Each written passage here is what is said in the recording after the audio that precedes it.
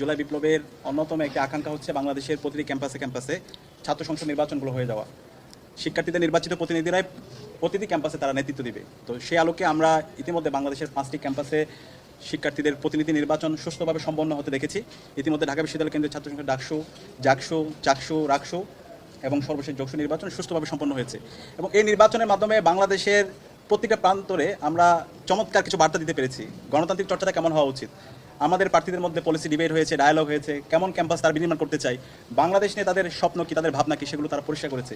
এবং সারা দেশব্যাপী একটা ঐক্যবদ্ধ বাংলাদেশের প্রতিচ্ছবি আমরা এই নির্বাচনের মাধ্যমে দেখতে পেয়েছি। তো এই নির্বাচন যে ঢেউ, সে ঢেউ আমরা প্রত্যাশা করেছিলাম বাংলাদেশের প্রতিটি ক্যাম্পাসে সে নির্বাচনের যে তারিখ, সে তারিখটা ঘোষণা হবে। এবং সে আলোকে কিছু ক্যাম্পাসের তারিখ ঘোষণা হয়েছে। আপনারা জানেন শাহজালাল বিজ্ঞান ও প্রযুক্তি বিশ্ববিদ্যালয়ের নির্বাচনের যে তারিখ দেওয়া হয়েছিল 20 জানুয়ারি, এবং বেগম রোকেয়া বিশ্ববিদ্যালয়ের নির্বাচন তারিখ দেওয়া হয়েছিল। সেই তারিখ ইতিমধ্যে নির্বাচন যেন সঠিক সময় না হয়, সেটার জন্য বিভিন্ন ধরনের আমরা অপপ্রয়াস দেখতে পেয়েছি।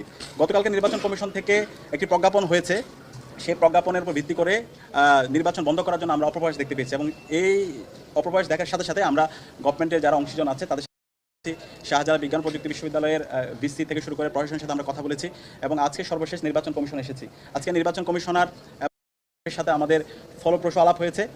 আমরা আমাদের কনসার্নগুলো জানিয়েছি। আমরা বলেছি নির্বাচন হবে আগামী মাসের 12 ফেব্রুয়ারি, আর শাহজালাল বিজ্ঞান ও প্রযুক্তি বিশ্ববিদ্যালয়ের নির্বাচন হবে 20 জানুয়ারি। 3 সপ্তাহ বাকি আছে। এই 3 সপ্তাহ আগে এই ধরনের নিরাপত্তার অজুহাত দেখিয়ে নির্বাচন বন্ধ করে দেওয়া, এটা কোনো ধরনের যৌক্তিক সিদ্ধান্ত হতে পারে না। এটা সম্পূর্ণ একটা অগণতান্ত্রিক সিদ্ধান্ত। শিক্ষার্থীদের নির্বাচিত প্রতিনিধিরা প্রতি ক্যাম্পাসে নেতৃত্ব দিবে, শিক্ষার্থীরা যাকে চাই সেই তাদের নেতা প্রতিনিধি হিসেবে সে নির্বাচিত হবে। সুতরাং এই ধরনের অগণতান্ত্রিক সিদ্ধান্ত ছাত্র সমাজ মেনে নেবে না। এবং এই নির্বাচনে প্রায় 4 কোটি তরুণ।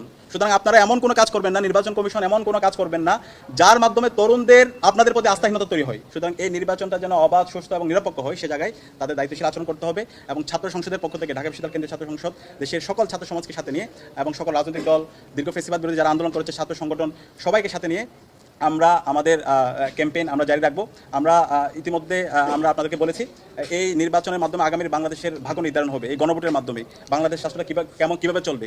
আমরা যে দীর্ঘদিনে যে সংস্কারের কথা বলছি, আমাদের শহীদরা যে জন্য জীবন দিয়েছে, এই সংস্কারগুলো যদি আমরা বাস্তবায়ন করতে চাই তাহলে আমাদের গণভোটে হাঁকে বিজয় করতে হবে। সুতরাং এই গণভোটের পক্ষে ঢাকা বিশ্ববিদ্যালয় কেন্দ্রীয় ছাত্র সংসদ, ঢাকা বিশ্ববিদ্যালয় সহ বাংলাদেশের সকল শিক্ষা প্রতিষ্ঠানগুলোতে এবং সারা দেশব্যাপী আমরা ক্যাম্পেইন করব। এবং মাসব্যাপী ক্যাম্পেইনের ঘোষণা আগামীকাল আপনারা আমাদের প্রেস ব্রিফিংয়ের মাধ্যমে আপনারা জানতে পাবেন। এবং আমরা বিশ্বাস করি দীর্ঘ ফেসিবাদ বিরুদ্ধে আমরা যারা আন্দোলন করেছি, আমরা সবাই এই গণভোটে হাঁকে বিজয় করার জন্য, হাতে সিল মারার জন্য এবং আগামীর বাংলাদেশের ফেসিবাদী কাঠামোকে ভেঙে চুরমার করে দেওয়ার জন্য এবং নতুন রাজনৈতিক সংস্কৃতি বিনির্মাণ করার জন্য এবং গণতান্ত্রিক একটা স্থায়ী রূপে আমাদের এই দেশকে নিয়ে যাওয়ার জন্য আমাদেরকে এই গণভোটের জন্য আমাদের ক্যাম্পেইন করতে হবে। না ভোটের ক্যাম্পেইন যারাই করছে, আমরা দেখছি না ভোটে যারা ক্যাম্পেইন করছে তারা হচ্ছে ফেসিস, যারা বাংলাদেশকে সেই